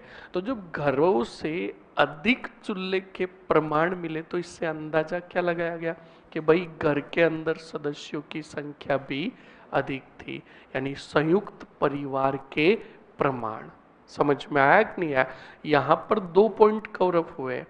एक तो एक ही घर से एक से अधिक चूल्हों के प्रमाण, और नंबर सेकंड संयुक्त परिवार के प्रमाण कौन से हड़ से मिले? आहड़ से। बोलो समझ में आया कि नहीं आया? अगला पॉइंट कि इस आहड़ की, आहड़ वासियों की दो विशेषता थी। एक ये तांबे की धातु से परिचित थे। कौन सी धातु से? और यहां पर प्रमाण भी जो मिले वो अधिकांश प्रमाण वस्तुओं में जो मिले वो कौन सी धातु के थे? तांबे की धातु के। इसीलिए इसे क्या कहा गया? ताम्रवती नगरी। समझ में आया ना? और दूसरी आहड़ वासियों की विशेषता थी कि ये मिट्टी से निर्मित क्या बनाते थे? बर्तन बनाते थे, ठीकरे बनाते थे। मिट्टी से निर्मित बर्तन, जिसको मर्द भांड नाम दिया गया। ये दो प्रमुख विशेषता थी। फिर हम मर्द भांड और तांबे को लेकर इसको एक्सप्लेनली विस्तृत रूप से पढ़ेंगे, पर पहले ये पॉइंट लिखो। सर मर्तकों का टीला तो मोहनजोदड़ो को कहते हैं ना, तो वो इंडियन हिस्ट्री का भाई, ये राजस्थान हिस्ट्री में इसको मर्तकों का टीला कहा गया। किसको? आहड़ को। अब सुनो, चलो लिख लो साथ में ही। प्रमाण, प्रमाण ऑब्लिक करके अवशेष। और प्रमाण और अवशेष में अच्छे से याद रखिएगा स्टूडेंट। नंबर फर्स्ट, आहड़ का उत्खनन, आहड़ का उत्खनन कितने स्तरों में हुआ? 3 स्तरों में हुआ। 3 स्तरों में हुआ। ध्यान रखिएगा, आहड़ का उत्खनन 3 स्तरों में हुआ। प्रथम स्तर से जो प्रमाण मिले, स्फटिक पत्थरों के प्रमाण, पत्थरों के प्रमाण।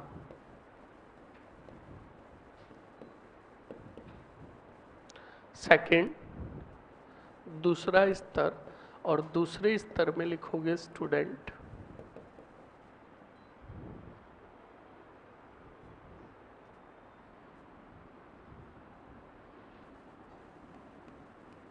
कांस्य, ताम्र व लोहयुगीन प्रमाण।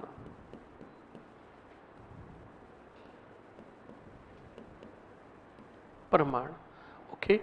तीसरा स्तर, और तीसरे स्तर की मैं बात करूं स्टूडेंट तो याद रखिएगा, तीसरे स्तर में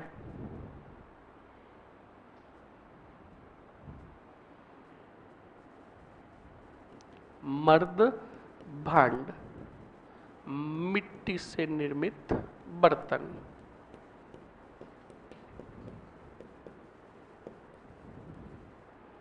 बर्तन। उसके बाद नेक्स्ट पॉइंट अच्छे से ध्यान रखिएगा, नंबर 2, आहड़ एक ग्रामीण सभ्यता थी। ग्रामीण सभ्यता थी। यहां से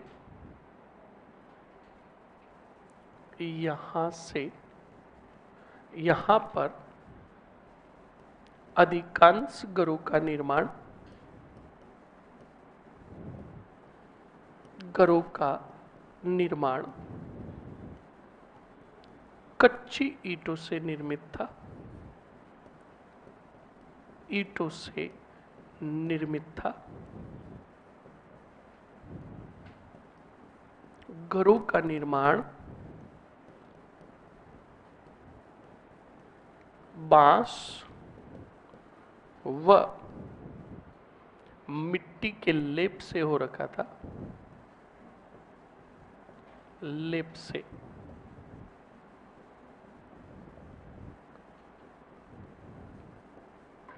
फिर लिखोगे नंबर 3 पॉइंट, चलो ये लिखो जल्दी से।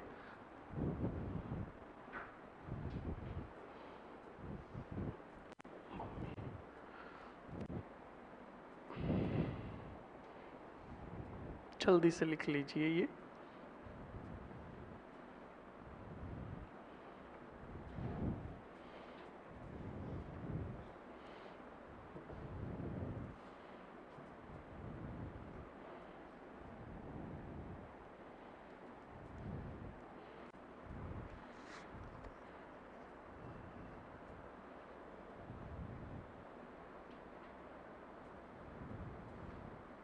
और एक बात कान खोल के सुन लेना बॉयज, सभी शिकायत आई है आपकी, और ये फर्स्ट शिकायत है, इसलिए आपकी शिकायत को मैं नजरअंदाज कर रहा हूं, बट तुम्हें चेतावनी दे देता हूं, किसी भी गर्ल्स को देखकर अगर किसी ने कुछ कमेंट किया तो कान खोल के सुन लेना, सीधा रेस्टिकेटेड होगा, प्लस आपकी फैमिली को भी सूचना दी जाएगी कि आपकी औलाद ये कारनामे कर रही है। ये बात कान खोल के सुन लेना सभी, सभी, ऑल ऑफ। आप एक स्टैंडर्ड हो, आपका स्टैंडर्ड है, और अच्छा, और इतने अच्छे किस क्वालिटी के जो स्टूडेंट होते हैं वो ऐसी बचकाना हरकत नहीं करते हैं। ये बात कान खोल के सुन लेना। और अब की बार किसी की भी शिकायत मेरे पास आ गई तो ध्यान रखना, मैंने शब्द बोला रेस्टिकेटेड विथ फैमिली के साथ आपको बताया जाएगा कि भाई आपका छोरा ये कर रहा था। सभी कान खोल के सुन लेना, सुना? हाँ, मैंने आपको इतिहास इतना पढ़ाया है, मैंने 1000 बार बोल रखा है आपको कि कभी भी किसी को देखकर, मैंने क्या बोला, अच्छा किसी का कर नहीं सको तो बुरा बोलो ही मत। अच्छा किसी के बारे में बोल नहीं सको तो बुरा बोलो ही मत। इस बात का विशेष कर ध्यान रखें। और बोलने से पहले ये भी सोचे, हम किसी को कहते हैं ना तू ऐसा, क्या बोलते, तू ऐसा, तो कहने से पहले खुद ही कहता है कि तू, उसमें एक कमी निकाल रहा है कि तू ऐसा, और इशारे तेरी तरफ कितने हो रहे हैं, 3, कि उसमें एक ही कमी है, तेरे में 3 कमियां है। समझ में आया ना? इस बात को विशेष कर ध्यान रखें, विशेष कर सभी सुन लेना, और गर्ल्स तुम भी सुन लेना। ना तो कोई गर्ल्स गर्ल्स के बारे में कुछ बोलेगी, ना ही बिना फालतू का क्लास में किसी चीज को लेकर बिना फालतू की चर्चा करोगी, क्योंकि ज्यादा जो बातें बनती है ना वो छोरियों में ही बनती है कि मैंने ऐसा सुना, कि कहाँ सुना, कि सुना, और मुझे तो सब पता है, कि कैसे पता, कि उसने बताया, और उसको पूछा तूने किसने, कि मेरे को तो इसी ने बताया। ये बिल्कुल फैक्ट है, सुन लेना। कभी भी किसी की बात पर भरोसा नहीं करें। समझ में आया ना? इस बात को ध्यान रखें, और विशेषकर बॉयज भी आप अच्छे से सुन ले। ये मैंने क्या कहा, आप आरएस लेवल के स्टूडेंट हो, और आरएस लेवल के स्टूडेंटों को ये बातें कभी भी शोभा नहीं देती है। और आपका ये बैच कोई ऐसे थोड़ी है जो 2 महीने 3 महीने बाद चला जाएगा, कंप्लीट हो जाएगा। आपको तो एकदम एक फैमिली की तरह रहना चाहिए, फैमिलियर बनकर। कमीने कहीं के, ध्यान रखना इस बात को सभी, ऑल ऑफ यू। और अब की बार शिकायत आ गई तो ध्यान रखना, केजीएफ का रॉकी भाई है ना, उसी तरह उत्कर्ष का वन एंड ओनली एक ही है जो अनडिसिप्लिन बच्चों की बंदोली निकालता है। और तुम सिविल विंग के स्टूडेंट हो, और सिविल सर्विसेज वाले स्टूडेंटों को ये कभी भी शोभा नहीं देता। इसलिए ये गलती वापस बिल्कुल भी नहीं आनी चाहिए, चाहे मेरा कोर्स कंप्लीट हो जाए उसके बाद भी। इस बात को ध्यान रखें। और और मेरी क्लास चाहे फर्स्ट लो चाहे लास्ट लो, मैंने एक ही बात कही है, डिसिप्लिन। ध्यान रखें इस बात को सभी। चलो ये लिख लिया, लिख लिया ना।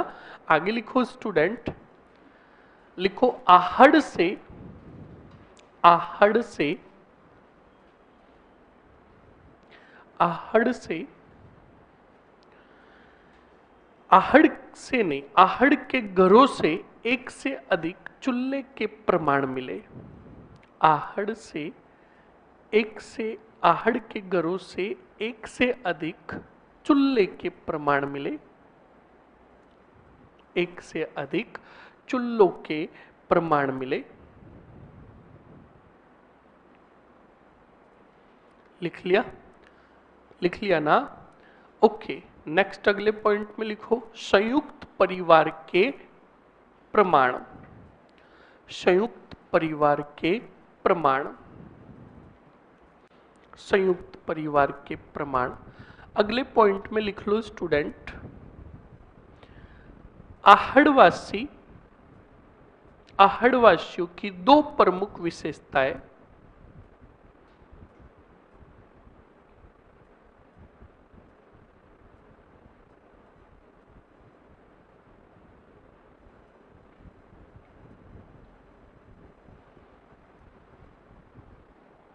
आहड़वासियों की प्रमुख दो विशेषता। नंबर फर्स्ट लिखो, लिखो आहड़वासी तांबे की धातु से परिचित थे। आहड़वासी तांबे की धातु से परिचित थे, तांबे की धातु से परिचित थे।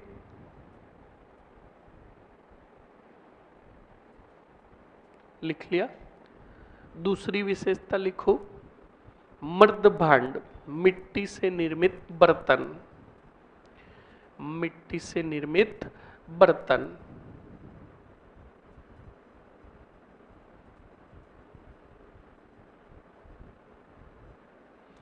मिट्टी से निर्मित बर्तन। वापस हेडिंग डाल दो, ताम्रयुगीन प्रमाण,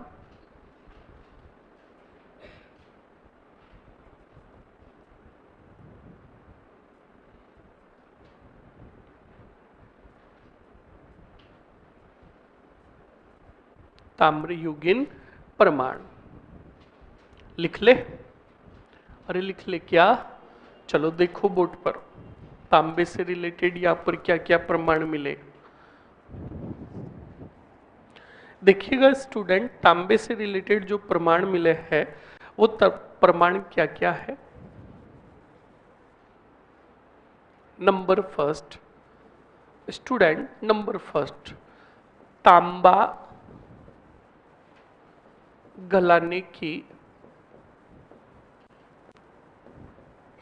बताओ क्या, भट्टियों के प्रमाण। तांबा गलाने की क्या, भट्टियों के प्रमाण मिले। नंबर सेकंड, याद रखिएगा, तांबे की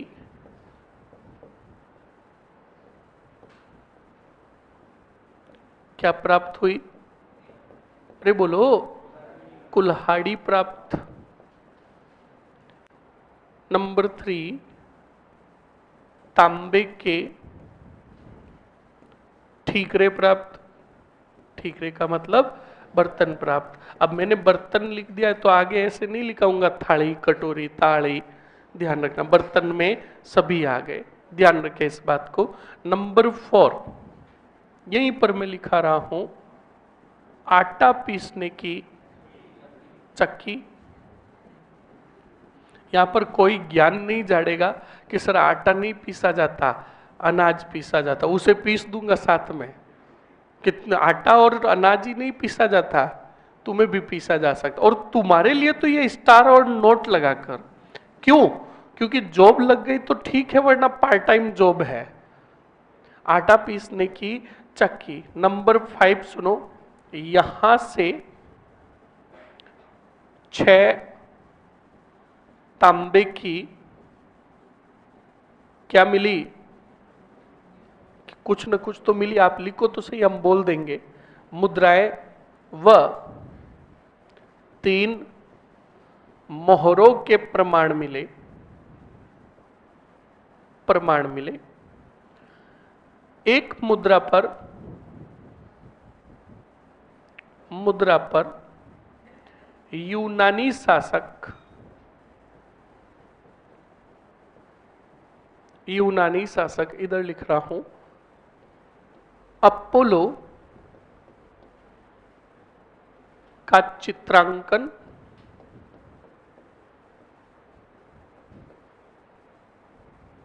या चित्रण, अपोलो का चित्रण कोष्टक में लिख दोगे। हाथ में क्या है? तरकश लिए हुए, तथा दूसरी तरफ, यह देखो बाबूजी आ रहे हैं, दूसरी तरफ बताओ किसके प्रमाण? त्रिशूल के प्रमाण, प्रमाण नहीं, त्रिशूल का चित्रण,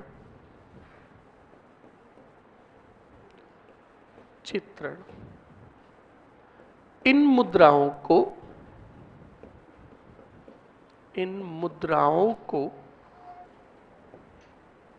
इंडो ग्रीक मुद्राएं कहा गया। कौन सी मुद्राएं? इंडो ग्रीक मुद्राएं कहा गया। लिख लो जल्दी से, ये तांबे से रिलेटेड हो गया, जल्दी से लिख लीजिए।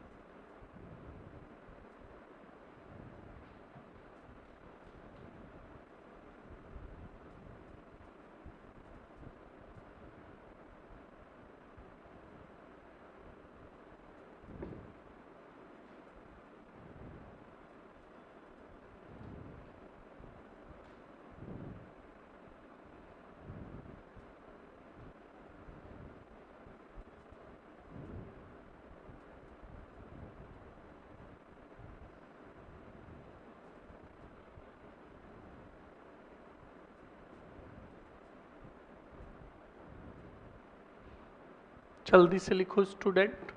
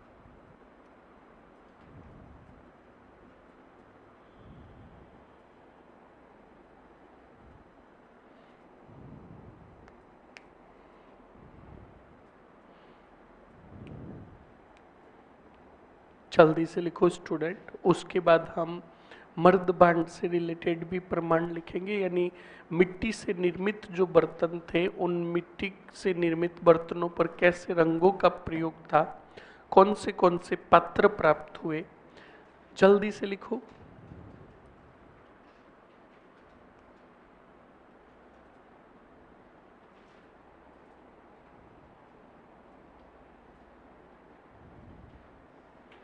ज्यादातर समय जो लगता है 2 या 3 सभ्यताओं में ही लगता है, एक कालीबंगा, एक आहड़, एक बेराट और एक बागोर, बस। हाँ, कोई मोहरे जो होती थी विदेशी मोहरे, और मुद्रा स्थानीय मुद्रा, ध्यान रखिएगा। जैसे मैंने लिखा है ना, बेलनाकार मोहरों के प्रमाण, तो मोहरे विदेशों की भी हुआ करती थी और हमारी स्थानीय भी हुआ करती थी। समझ में आया ना, ध्यान रखें इस बात को। जिसमें मुद्राओं की संख्या कितनी थी? 6, और मोहरों की संख्या कितनी थी? 3। लिख लिया? अरे लिख लिया ना? Okay sir, what is the Ustraa? I don't know. अरे उस्त्रा जिससे शिकार के रूप में भी काम में लिया जाता था और अन्य वस्तुओं के काम में भी लिया जाता था। जैसे मैं आगे लिखाऊंगा अन्य सभ्यता स्थल, छोटे छोटे सभ्यता स्थल, जिसमें एक सभ्यता आएगी मल्लाह सभ्यता। कौन सी? जो भरतपुर की है, वहां पर तांबे का हारपुन मिला। अब हारपुन क्या है? शिकार करने का पुराना औजार। ध्यान रखें इस बात को। कंप्लीट ना? तो लिख लिया ना ये? अब सुनो और बोर्ड पर देखो, दूसरी विशेषता कौन सी? मर्दभांड। तो मर्दभांड से रिलेटेड सुनो, यहां लाल व कौन से रंग के? काले रंग के। और यही सवाल आपके पूछा था स्टूडेंट, ये वाला प्री एग्जाम नहीं, और इससे पहले जो एग्जाम हुआ उसके अंदर आहड़ की 4 बातें दे रखी थी और 4 बातों में पूछा निम्न में से कौन सा सही है, और चारों में 1 2 3, 1 2 2 4 और 1 2 3 4 ऐसे। कंप्लीट ना? ध्यान रखें, यहां लाल व काले रंग के मर्द भांड प्राप्त हुए। सेकंड, अनाज संग्रहण हेतु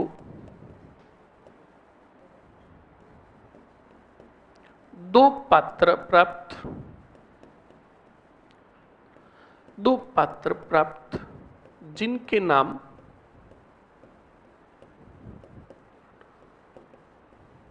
एक का नाम था गोरे और दूसरे का नाम काले। जूते पड़ेंगे आपके, गोरे और काले, गोरे व कोठे। ध्यान रखिएगा। टेराकोटा पद्धति, बताओ कौन सी पद्धति? टेराकोटा पद्धति में निर्मित बेल की मूर्ति के प्रमाण। टेराकोटा पद्धति में निर्मित बेल की मूर्ति के प्रमाण यहां पर लिख रहा हूं मैं आगे। इस मूर्ति को बनासियन बुल कहा गया। बनासियन बुल कहा गया, ध्यान रखिएगा, कहा गया। नेक्स्ट स्टूडेंट, मर्दभांड से रिलेटेड, हां यहां से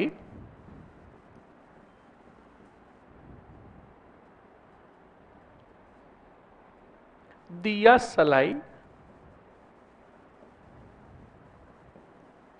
व धूपदानियां व जल प्राप्त, जल पात्र, कोष्टक में लिखोगे बिना हत्ते के,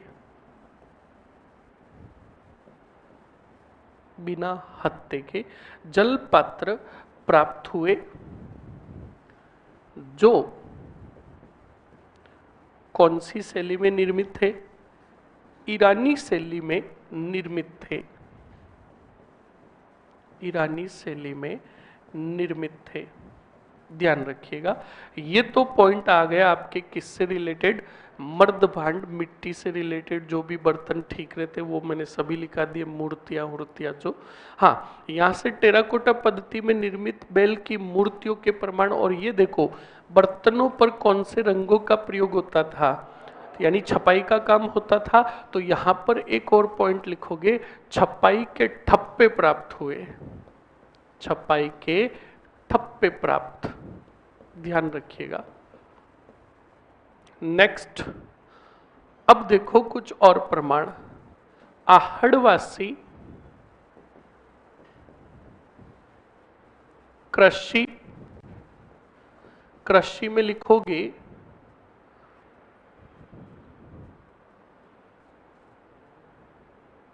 चावल व ज्वार, कृषि व पशुपालन तथा हाथी, हाथी को छोड़ो, कुत्ता गिड़गड़ा, कुत्ता, हाथी, गैंडा व मेंढा से परिचित थे, मेंढा से परिचित थे। ध्यान रखिएगा इस बात को। नेक्स्ट, एक बात ध्यान रखना स्टूडेंट, आहड़ में एक बात कहता है ना, क्या लेकर आया बंदे क्या लेकर जाएगा, 2 दिन की जिंदगी 4 दिन का मेला। हाँ, 2 दिन की जिंदगी 4 दिन का मेला। अब सुनो और समझो, ये क्यों कहा जाता है कि व्यक्ति कुछ भी नहीं लेकर आया और कुछ भी लेकर, ये गलत है। आहड़ वाले कहते थे कुछ नहीं लेकर आया बंदे सब कुछ लेकर जाएगा, इसका मतलब समझे। आहड़ के अंदर समाधान जो था वो कपड़ों सहित और आभूषण सहित अंतिम संस्कार करते थे, कब्र में गाड़ते थे। कान खोल के सुन लेना, तो तुम्हारे लिए बेस्ट आइडिया है, जॉब लग जाए तो ठीक है, वरना गेती फावड़ा लेना और कहाँ चले जाना, आहड़। और कोई पूछे, तुम्हें पूछेगा भी नहीं कि क्या कर रहे हो, तो कहना उत्खनन। क्या कर रहे हैं, उत्खनन। बिल्कुल तुम्हें वहां से आभूषण मिलेंगे, क्या मिलेंगे, मिट्टी से निर्मित आभूषण। किससे निर्मित, हाँ, तुम्हारे हालात बदल जाएंगे, जज्बात। अब उत्खनन तो कर दिया, आभूषण तो मिल गया, क्यों अब बाहर आ रहे हो वापस, समझ में आया ना। तो इस बात को ध्यान रखना, यहाँ पर परंपरा थी कि यहाँ पर शवों को जो दफनाया जाता था, गाड़ा जाता था, कपड़ों और आभूषण सहित समाधान विधि। मैं सीधा लिख रहा हूं, आहड़ में कपड़ों व आभूषण सहित, आभूषण सहित समाधान विधि, ध्यान रखिएगा। ओके, इसके बाद स्टूडेंट याद रखना, आहड़ का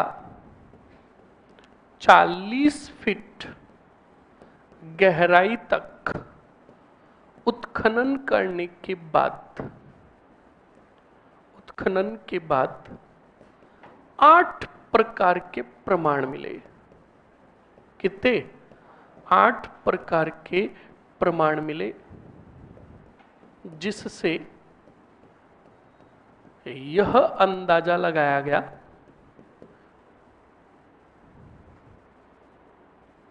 यह अंदाजा लगाया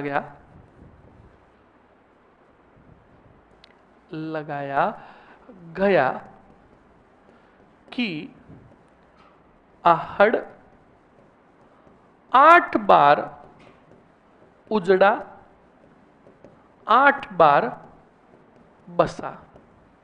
ध्यान रखिएगा, लिख लो मर लो। ये हो गई कौन सी आहड़, यहीं से ना, लिख लो जल्दी से।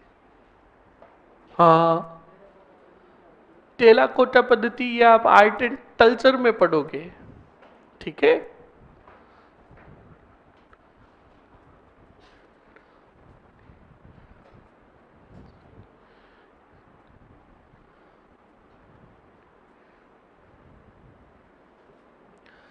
Sir, I didn't understand one thing. How was the evidence of paddy of such an ancient time found? Has the paddy not decomposed? No, बिल्कुल भी नहीं। अरे उसके हार्ड के तो मिले, अरे मतलब कुछ मूर्तियां मिली स्टूडेंट, क्या मिली? मूर्तियां, और उन्हीं मूर्तियों के आधार पर कहा गया कि हाँ, यहाँ के आहड़वासी जो थे कुत्ते से परिचित थे, न कि कुत्ते के प्रमाण मिले यहां से हार्डको के। अच्छे से देखो मैंने क्या लिखा।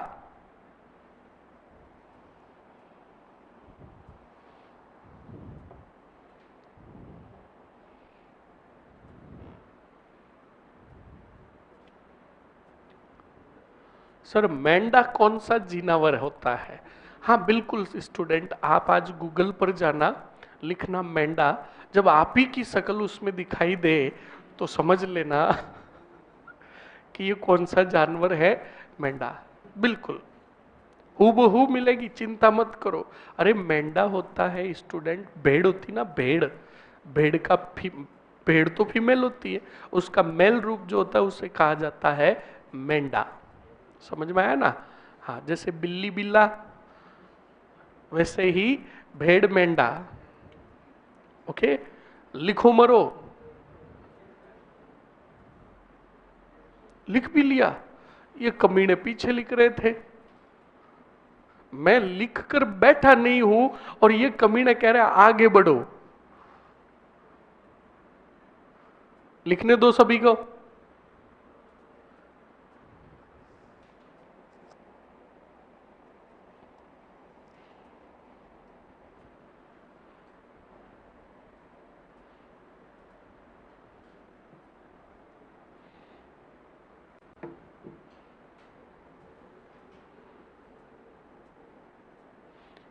आज 1 मई है ना, आज या कल 2 मई को कोई दिवस मनाया जाता है ना?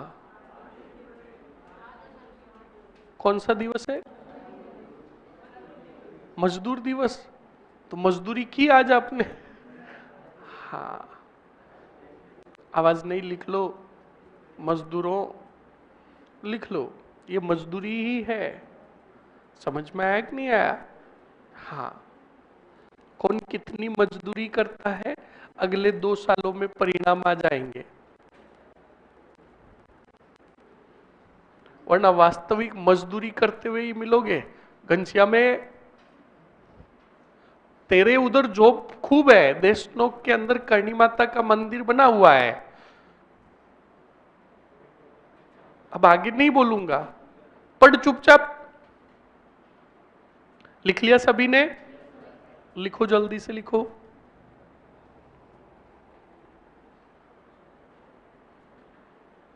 श्रमिक दिवस, हाँ कोई बात नहीं, बहुत बढ़िया।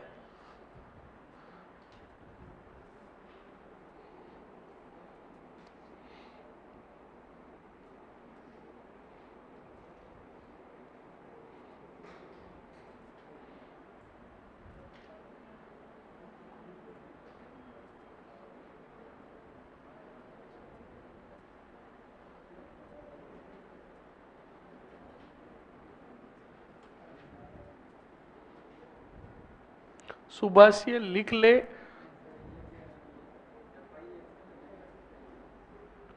ये क्या बोल रहा है?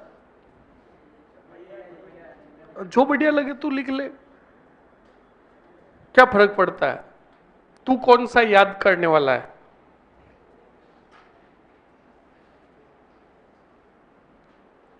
लिख लिया स्टूडेंट सभी ने? Okay next. ये क्या हो गया? ओपन चैट लॉग नहीं, चैट नहीं चाहिए हमें। लिखो जल्दी से।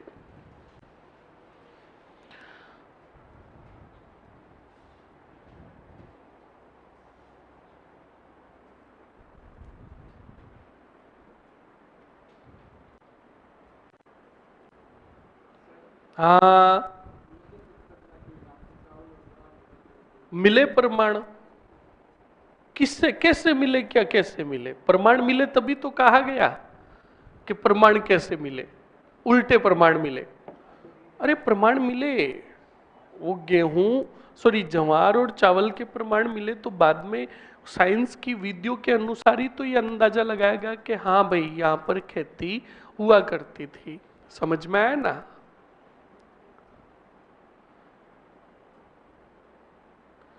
बिल्कुल।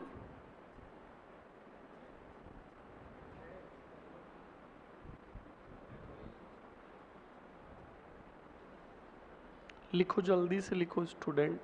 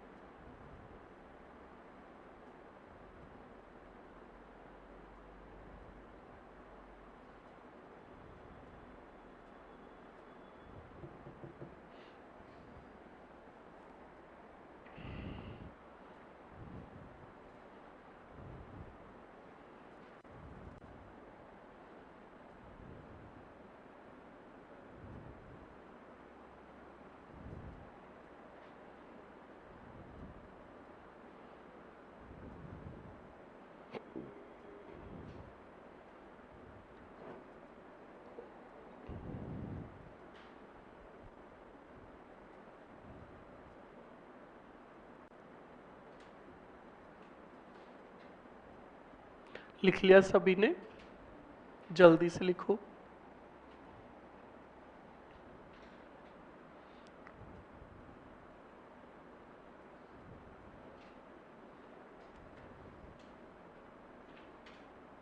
ये हो गई स्टूडेंट आपके कौन सी सभ्यता? आहड़ सभ्यता, याद रखिएगा। इस आहड़ सभ्यता को अच्छे से पढ़ ले और अच्छे से याद रखे।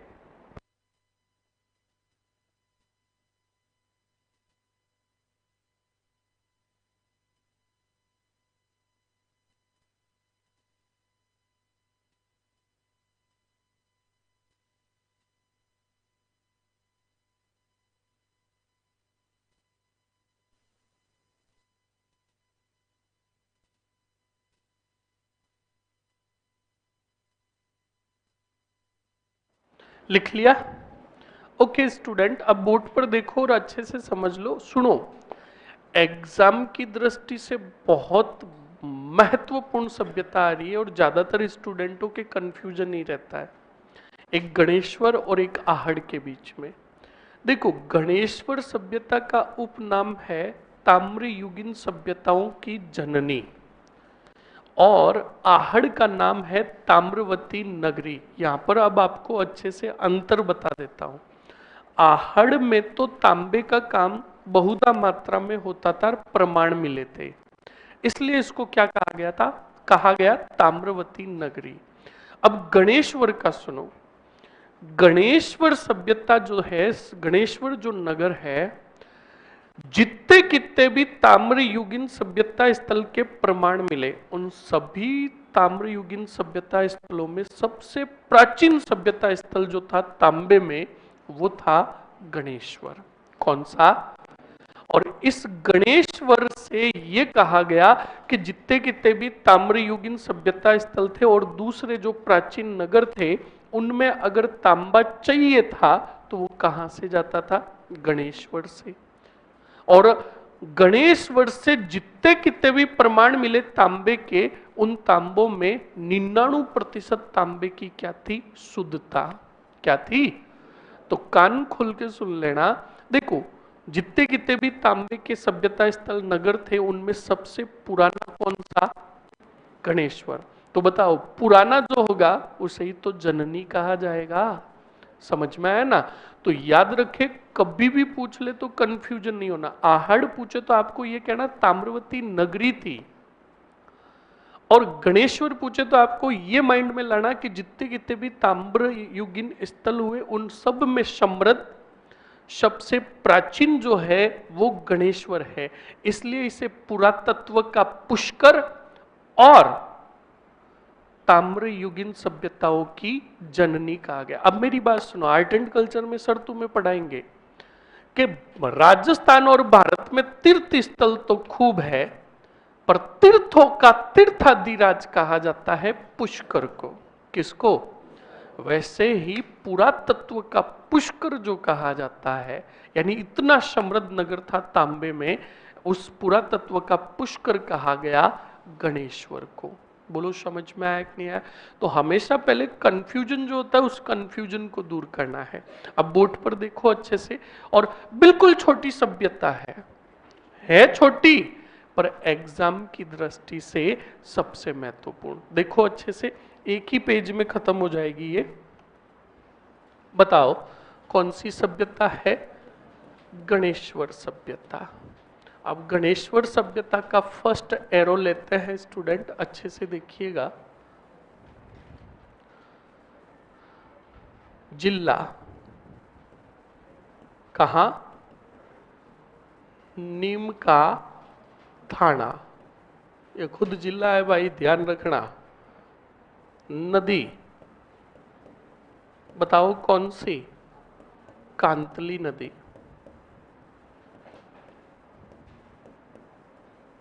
उसके बाद खोज, खोज की मैं बात करूं तो 1971-72 याद रखिएगा, आर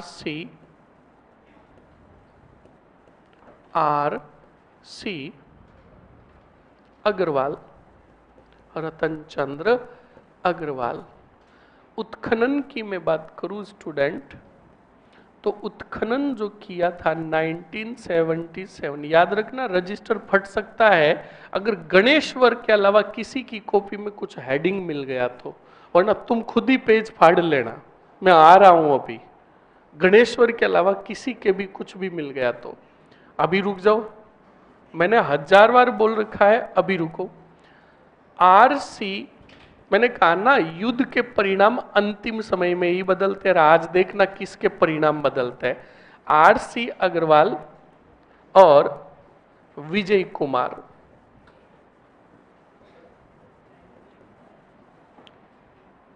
वरना फायदा इसी में रहेगा कि एक पेज ही फटेगा, वरना रजिस्टर पूरा फटेगा, ध्यान रखना।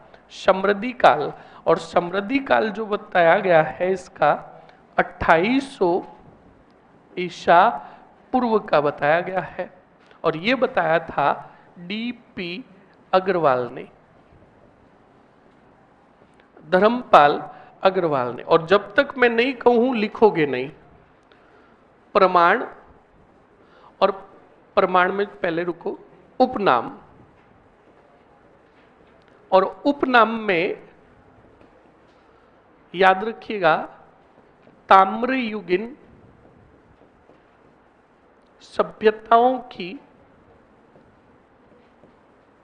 ताम्रयुगीन सभ्यताओं की जननी और पुरातत्व का क्या कहा गया? पुष्कर कहा गया।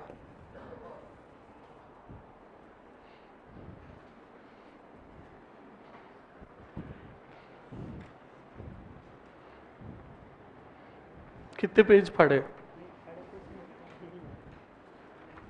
आगे पेज पलट,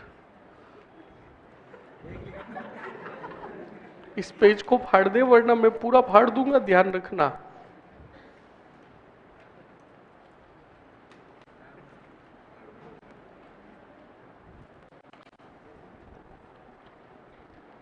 पेज पढ़ लो। फतेहगढ़,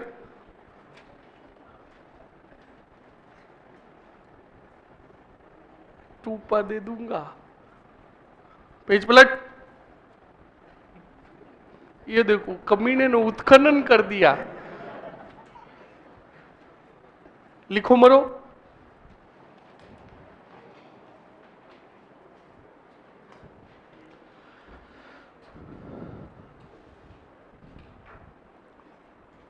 सर उत्खनन के लिए कौन सी पढ़ाई होती है?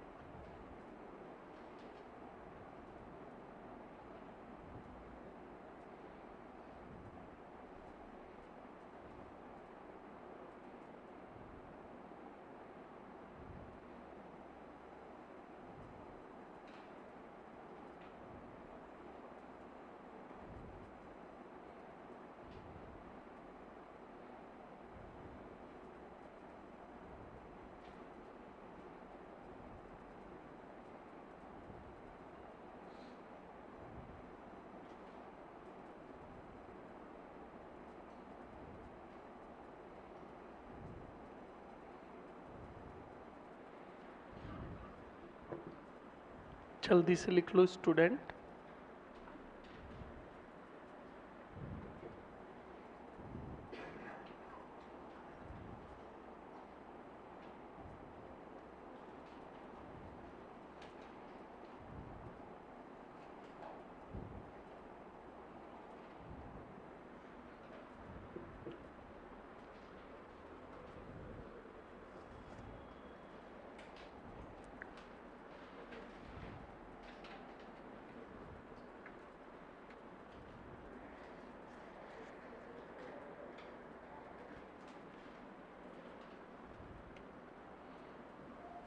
लिख लिया सभी ने? अरे लिख लिया क्या? जल्दी से लिखो।